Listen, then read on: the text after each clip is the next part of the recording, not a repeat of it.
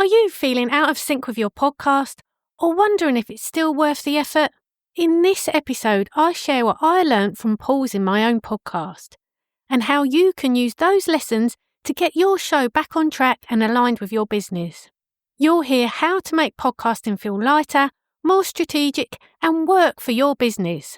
Plus, I'll walk you through a few behind-the-scenes changes you can try if your show needs a reset.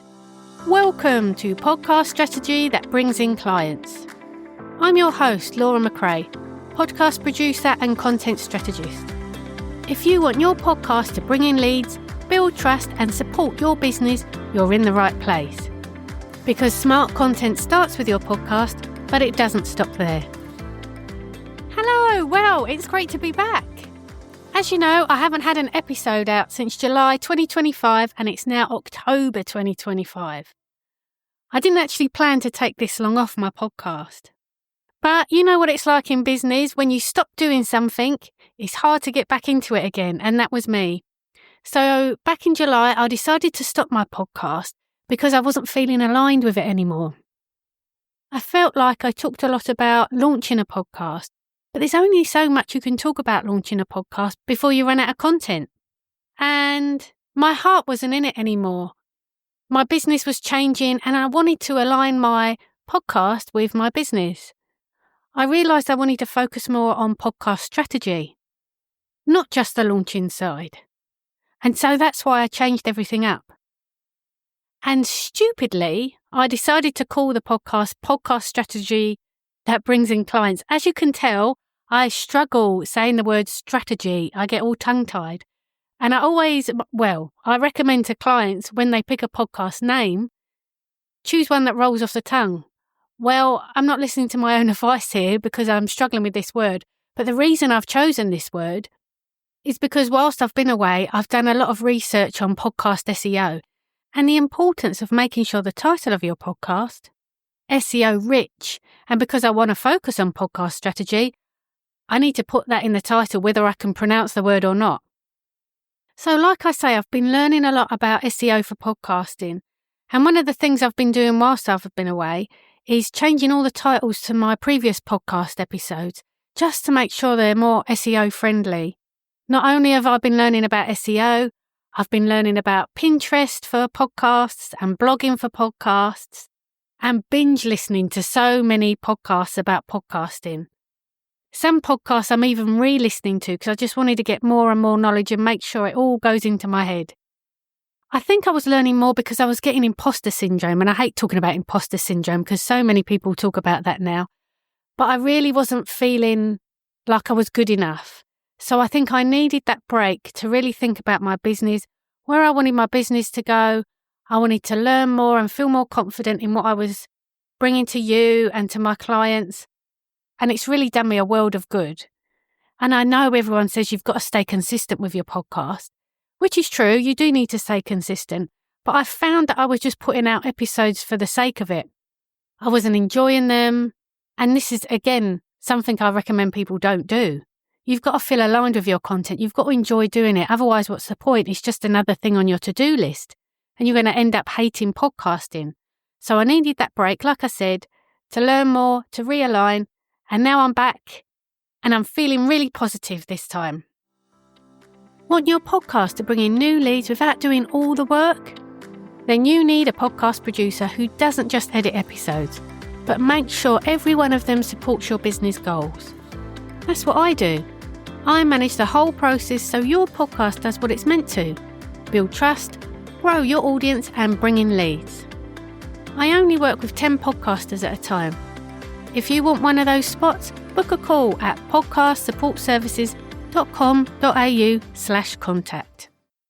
Another thing that happened whilst I was away, I've acquired a Facebook group called the Australian Podcasters Collaborative. My friend Lyndall Harris actually started this Facebook group up many years ago, but she's changing the direction of her business and I feel so honoured that she felt comfortable handing the reins over to me when she'd worked so hard to build this community.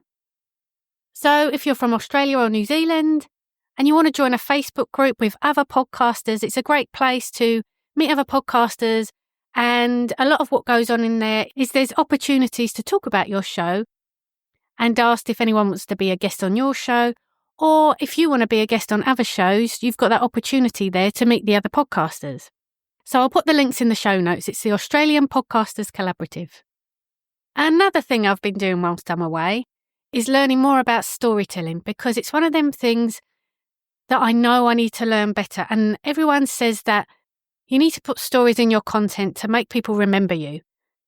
And I really struggle with this. All my podcast episodes in the past, I've just been focusing on the stats and the tactics and things like that. And I'm going to try my best to weave stories into my episodes from now on. We'll see how we go.